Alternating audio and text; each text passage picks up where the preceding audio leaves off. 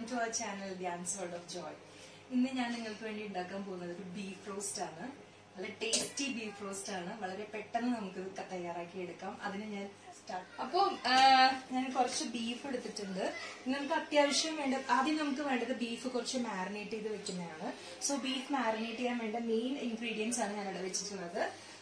Chilli powder, turmeric powder, coriander powder, പിന്നെ ഗരം മസാല പൊടിയുണ്ട്, നമ്മളിവിടെ വീട്ടിൽ തന്നെ പൊടിച്ചതാണ്. ദെൻ നമുക്ക് പെപ്പർ വേണം, പെപ്പർ പൗഡറാണ് നമുക്ക് വേണ്ടത്. നമുക്ക് ജസ്റ്റ് ക്രഷ് ചെയ്തെടുക്കാം. ദെൻ സോൾട്ട് വേണം നമുക്ക്. ഇത്ര ഐറ്റംസ് ഉണ്ടെങ്കിൽ നമുക്കിത് ബീഫ് നമുക്ക് മാരിനേറ്റ് ചെയ്ത്, പിന്നെ ഒരു കാര്യം കൂടെ ഞാൻ മറന്നു, കുറച്ച് ഓണിയൻ സ്ലൈസസും കൂടെ ഇട്ടിട്ട് നമുക്ക് മാരിനേറ്റ് ചെയ്തിട്ട് ഒരു ഹാഫ് ആൻ അവർ ഇരുന്നാൽ നമുക്ക് ആ ബീഫിന് ടേസ്റ്റ് കൂടും. സോ ബീഫ് നമുക്കൊരു ഹാഫ് ആൻ അവർ നമുക്ക് മാരിനേറ്റ് ചെയ്ത് വെക്കാം. അതിന് ശേഷം നമുക്ക് cooking procedure. So first step എന്ന് പറയുമ്പോൾ മാരിനേഷൻ ആണ്. അത് ഞാനിപ്പോൾ ജസ്റ്റ് ചെയ്ത് കാണിക്കാം. ഓക്കെ, ഞാനിവിടെ സ്റ്റാർട്ട് ചെയ്യാണ്. ഞാനിപ്പം ഞാൻ ബീഫ് നന്നായിട്ട് കഴുകി ഡ്രെയിൻ ചെയ്ത് വെള്ളമൊക്കെ ഞാൻ കളഞ്ഞിട്ട് നല്ല വൃത്തിയാക്കി എടുത്ത ബീഫാണ്. അതിലേക്ക് ഞാനിപ്പോൾ ചേർക്കാൻ പോകുന്നത് ആദ്യം കുറച്ച് ഞാനിപ്പം 3 സ്പൂൺ ഞാൻ കുരുമുളക് പൊടി ആഡ് ചെയ്തിട്ടുണ്ട്. ഞാൻ പിന്നെ ഒരു ചെറിയ ടീസ്പൂൺ ടെർമറിക് പൗഡർ ചേർത്തിട്ടുണ്ട്. ഇനി വളരെ കുറച്ചു മാത്രം ലേശം കൊറിയാണ്ടർ പൗഡർ. ഞാനൊരു 3 സ്പൂൺ കൊറിയാണ്ടർ പൗഡറിലാണ് ഈ ഒരു 1 കിലോ ബീഫിലേക്ക് ഞാൻ ആഡ് ചെയ്യുന്നത്. ദെൻ കുറച്ച് മാത്രം ഒരു ചെറിയ ടീസ്പൂൺ, രണ്ട് ചെറിയ ടീസ്പൂൺ ഗരം മസാല പൊടി നമുക്ക് ആഡ് ചെയ്യാം. ഒത്തിരി ഇൻഗ്രീഡിയൻസ് നമുക്ക് ആവശ്യമില്ല. ഞാൻ ഓൾറെഡി ഉപ്പ് കുറച്ച് ചേർത്തിട്ടുണ്ടായിരുന്നു. ഇനി ഞാൻ മാരിനേറ്റ് ചെയ്ത് വെക്കാം. ഒരു ഒനിയൻ സ്ലൈസ്, ഒരു ചെറിയ ഒനിയൻ സ്ലൈസ് ചെയ്തതും കൂടെ ഞാൻ ഇതിലേക്ക് ആഡ് ചെയ്യുന്നുണ്ട്. സോ ഞാനിവിടെ മാരിനേറ്റ് ചെയ്യാണ് നമ്മുടെ ബീഫ്. നമ്മളുടെ പൊടികളൊക്കെ ചേർത്ത് നല്ല അടിപൊളിയായിട്ട് ഞാനിവിടെ മാരിനേറ്റ് ചെയ്യാണ് നമ്മുടെ ബീഫ്.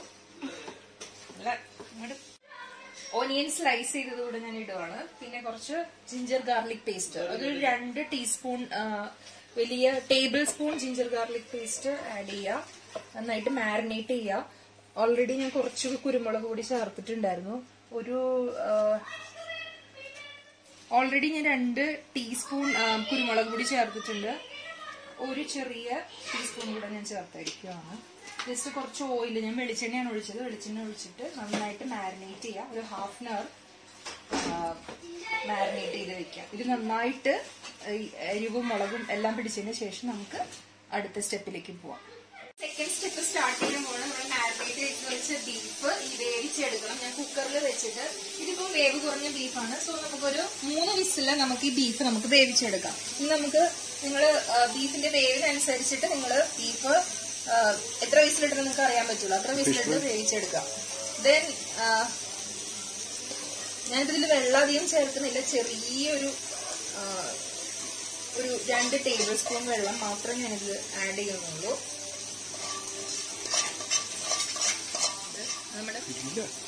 വെന്തിട്ടുണ്ട്. ഇപ്പൊ നമ്മുടെ ബീഫ് ഞാനൊരു 4 വിസിൽ കൊടുത്തിട്ടുണ്ട്. വേവ് കുറവുള്ള ബീഫായിരുന്നു. സോ അതൊന്ന് വെന്തിട്ട് ഞാന് പ്രഷർ മുഴുവൻ പോയതിനു ശേഷം ഞാൻ ഓപ്പൺ ചെയ്യാം. ഇതിപ്പോ ഞാനിപ്പോ കാണിക്കുന്നത് 3rd സ്റ്റെപ്പാണ്. ഇനി നമുക്കിത് റോസ്റ്റ് ആക്കി എടുക്കാനുള്ള സ്റ്റെപ്പാണ് ഞാനിപ്പോ ചെയ്യുന്നത്. പാത്രം വെച്ചിട്ടുണ്ട്. അതിലേക്ക് ഞാൻ കുറച്ച് വെളിച്ചെണ്ണ ഒഴിച്ചു കൊടുക്കണം. വെളിച്ചെണ്ണയാണ് ഏറ്റവും നല്ലത്. നമ്മുടെ നാടൻ കറികൾക്ക് വെളിച്ചെണ്ണയ്ക്ക് പ്രത്യേക ഒരു ടേസ്റ്റ് കൊടുക്കാൻ പറ്റും. സോ ഞാനൊരു 3 സ്പൂൺ വെളിച്ചെണ്ണ ഒഴിച്ചിട്ടുണ്ട്. ഇതിലേക്ക് ഞാൻ ചെയ്യാൻ പോകുന്നത്, ഞാൻ കുറച്ച് കോക്കനട്ട് സ്ലൈസ് ചെയ്ത് വെച്ചിട്ടുണ്ട്. ഒരു ഹാഫ് മുറി കോക്കനട്ട്, ചെറിയൊരു ഹാഫ് മുറി കോക്കനട്ട് ഞാൻ സ്ലൈസ് ചെയ്തിട്ടുണ്ട്. ആ സ്ലൈസ് ചെയ്ത കോക്കനട്ട് ഞാൻ ഇതിലേക്ക് ഇട്ട് കൊടുക്കുകയാണ്. ഇതൊന്ന് വഴറ്റിയെടുക്കണം. അതിനുശേഷം ബാക്കിയുള്ളത് പറയാം. നെക്സ്റ്റ് ഞാൻ ചെയ്യാൻ പോകുന്നത്, ഇവിടെ നമ്മുടെ കോക്കനട്ട് കുറച്ച് നേരിട്ടൊന്ന് സോൾട്ട് ചെയ്തിട്ടുണ്ട്. അതിലേക്ക് ഞാൻ ഒരു 3 മീഡിയം സൈസ് ഒനിയൻ ഞാനിത് സ്ലൈസ് ചെയ്തതാണ്. ഇത് ഞാനിപ്പോ ഇതിലേക്ക് ചേർക്കുകയാണ്. ഇത് നന്നായിട്ട് നന്നായിട്ട് സോട്ട് ചെയ്യാം. നമുക്ക് കുറച്ച് ഒരു 3 ടേബിൾ സ്പൂൺ ജിഞ്ചർ ഗാർലിക് പേസ്റ്റും കൂടെ ഇതിലേക്ക് ഞാൻ ആഡ് ചെയ്യുന്നുണ്ട്. ഇതൊന്ന് ജസ്റ്റ് ഒന്ന് ഒരു ചെറിയ ഒരു ബ്രൗണിഷ് ആകുമ്പോഴേക്കും ഞാൻ ആ ജിഞ്ചർ ഗാർലിക് പേസ്റ്റും കൂടെ ചേർത്തിട്ട് ഞാനിതൊന്ന് നന്നായിട്ട് സോട്ട് ചെയ്തെടുത്തതിന് ശേഷം മാത്രം ഞാൻ നെക്സ്റ്റ് സ്റ്റെപ്പിലേക്ക് പോകും.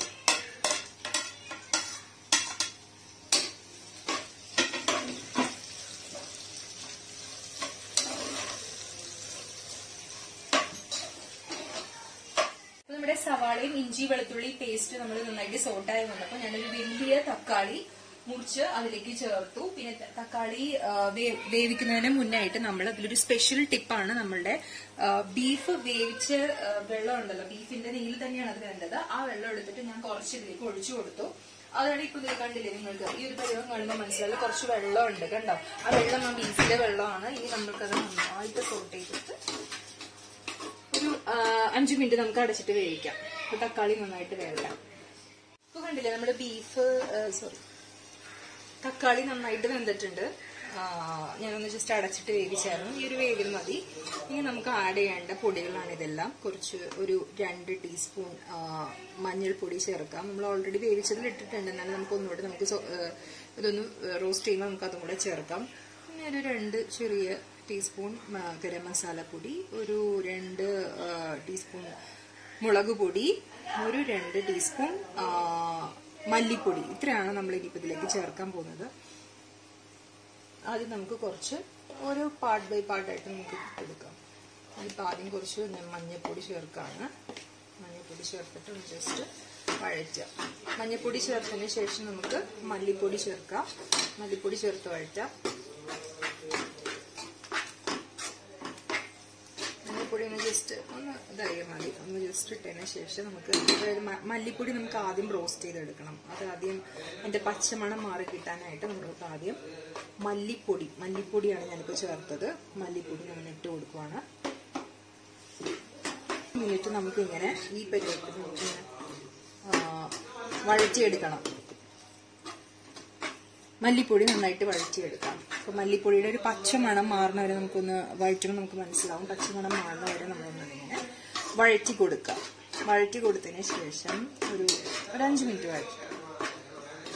ശരിക്കും പറഞ്ഞാൽ നമ്മുടെ ഈ ബീഫിന്റെ മെയിൻ ആയിട്ടുള്ള ഒരു ടേസ്റ്റ് തരുന്നതെന്ന് പറഞ്ഞിട്ടുണ്ടെങ്കിൽ നമ്മൾ ആദ്യം തക്കാളി വേവിച്ചില്ല. നമ്മള് ബീഫ് വെന്ത വെള്ളത്തിലാണ് വെള്ളം മീൻസ് ബീഫിന്റെ നെയ്യ് തന്നെയാണ്, അതിലാണ് നമ്മൾ തക്കാളി വേവിച്ചത്. അതാണ് ആ ഒരു പ്രത്യേക ഒരു ടേസ്റ്റ് ആ റോസ്റ്റിന് തരുന്നത്. ഇത് നിങ്ങൾക്കൊരു ടിപ്പാണ്. നെക്സ്റ്റ് ടൈം നിങ്ങൾ ബീഫ് ഉണ്ടാക്കുമ്പോൾ എന്തായാലും ഇത് ട്രൈ ചെയ്തിട്ടുണ്ട്. അടിപൊളി സൂപ്പർ ബീഫ്. നെക്സ്റ്റ് ചേർക്കാൻ പോകുന്നത് മുളക് പൊടിയാണ്. നമ്മുടെ മല്ലിപ്പൊടിയുടെ ഒരു കുത്തൊക്കെ മാറി. ഇനി നമുക്ക് മുളക് പൊടി ഒന്ന് ചേർത്തിട്ട് നമുക്കൊന്ന് ജസ്റ്റ് എണ്ണ തെളിയുന്ന വരെ മുളക് പൊടി നമുക്ക് സോട്ട് ചെയ്യാം. എണ്ണ നന്നായിട്ട് തെളിഞ്ഞ് വരുന്ന വരയ്ക്കും നമ്മളിത് നന്നായിട്ട് ഇങ്ങനെ സോട്ട് ചെയ്യാം. നമ്മൾ ഫ്ലെയിം കുറച്ച് താത്തി വെക്കണം, കാരണം മുളക് പൊടി ആകുമ്പോൾ പെട്ടെന്ന് കരിയാനുള്ള ചാൻസ് ഉണ്ട്. നമ്മൾ ഫ്ലെയിം താത്തി വെച്ചിട്ട് ജസ്റ്റ് വഴട്ടി കൊടുക്കുക. നന്നായിട്ട് വഴലട്ടെ. മുളക് പൊടി ആവശ്യത്തിന് ഞാൻ ബീഫിൽ ചേർത്തിട്ടുണ്ട്, അതുകൊണ്ട് മാത്രമാണ് ഞാൻ ഇത്ര കുറച്ച്. പിന്നെ കുട്ടികളൊക്കെ ഉള്ളവർ ശ്രദ്ധിച്ച് ചേർക്കുക. അവർക്ക് പാകം അനുസരിച്ച് അറിയാൻ പറ്റുമല്ലോ. അല്ലാത്തവർ എരിവ് അധികം വേണമെന്നുള്ളവർക്ക് എരിവ് അധികം ചേർക്കാം, നിങ്ങളുടെ പാകത്തിനനുസരിച്ച്.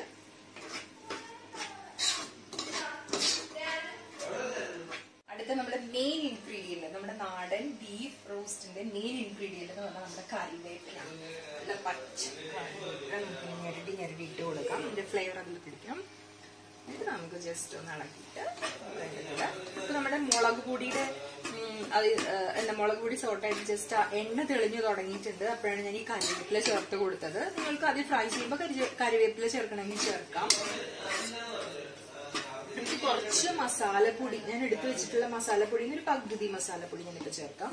മസാലപ്പൊടിയും ഇതിന്റെ ഒരു മെയിൻ, നമ്മുടെ നാടൻ മസാലപ്പൊടി നമ്മുടെ ഒരു മെയിൻ ഇൻഗ്രീഡിയന്റ്.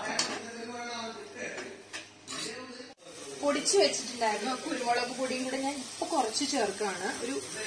ഇപ്പൊ ഒരു 1.5 ടീസ്പൂണോളം ഞാൻ കുരുമുളക് പൊടി ഇപ്പൊ ആഡ് ചെയ്യുകയാണ്. ഇനി ലാസ്റ്റ് നമുക്ക് കറി നന്നായിട്ട് വരട്ടി എടുക്കുമ്പോൾ, നമുക്ക് റോസ്റ്റ് ആക്കി എടുക്കുമ്പോൾ നമുക്ക് അതിലേക്ക് കുറച്ച് ബാക്കി കൂടെ ചേർക്കണം. സോ ഇപ്പൊ ഞാനൊരു 1.5 ടീസ്പൂൺ കുരുമുളക് പൊടിയും കൂടെ ആഡ് ചെയ്യുകയാണ്. നന്നായിട്ട് വഴച്ച് അടുത്ത സ്റ്റെപ്പ്. അപ്പൊ നമ്മളിനി എന്ത് ചെയ്യാണ്, നമ്മുടെ അടിപൊളി ബീഫ് വെന്തിട്ടുള്ള നല്ല അടിപൊളി സൂപ്പർ ബീഫ് നമുക്ക് നമ്മൾ വേവിച്ച് വെച്ചിട്ടുള്ള ഈ മിക്സിലേക്ക് നമ്മള് ഇട്ട് കൊടുക്കണം. ഞാനിപ്പോ ബീഫിന്റെ അതിലേക്ക് ഞാൻ കുറേശ്ശെ ഞാൻ കുരുമുളക് പൊടി ആഡ് ചെയ്ത് കൊടുക്കുന്നുണ്ട്. ബാക്കി കുരുമുളക് പൊടി ഒരു 2-3 ടീസ്പൂൺ കുരുമുളക് പൊടി ഞാൻ അഡീഷണൽ ആഡ് ചെയ്യുന്നുണ്ട്. ആദ്യം ഒരു ടീസ്പൂൺ ആഡ് ചെയ്തു. പിന്നെ ഞാൻ ജസ്റ്റ് ഒന്ന് വെള്ളം വറ്റി വരുന്നതിനനുസരിച്ച് അടുത്ത ടീസ്പൂണും കൂടി ആഡ് ചെയ്തിട്ടുണ്ട്. ഇനി ഒരു ടീസ്പൂണും കൂടി ഞാൻ ആഡ് ചെയ്യും. അപ്പോ ഇത് ഓരോ സ്റ്റെപ്പ് ബൈ സ്റ്റെപ്പ് ആയിട്ട് ചെയ്യുക. വെള്ളം വറ്റിച്ചെടുക്കുകയാണ്. ബീഫ് കറി നന്നായിട്ട് വെള്ളമൊക്കെ പോയി നന്നായിട്ട് റോസ്റ്റ് ആയിട്ടുണ്ട്. ഇതിലും കുറച്ചുകൂടെ നമുക്ക് വേണമെങ്കിൽ വെള്ളം വറ്റിച്ചെടുക്കാം. പക്ഷെ ഞാനിപ്പോൾ ഇതുവരെയാണ് വറ്റിച്ചെടുക്കുന്നത്. സോ നമ്മുടെ നല്ല ടേസ്റ്റി ബീഫ് കറി റെഡി ആയിട്ടുണ്ട്. ടേസ്റ്റി ബീഫ് കറി റെഡി ആയിട്ടുണ്ട്. ഞാനിപ്പോൾ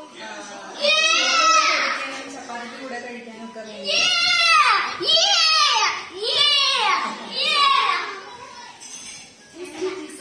കറി റെഡി.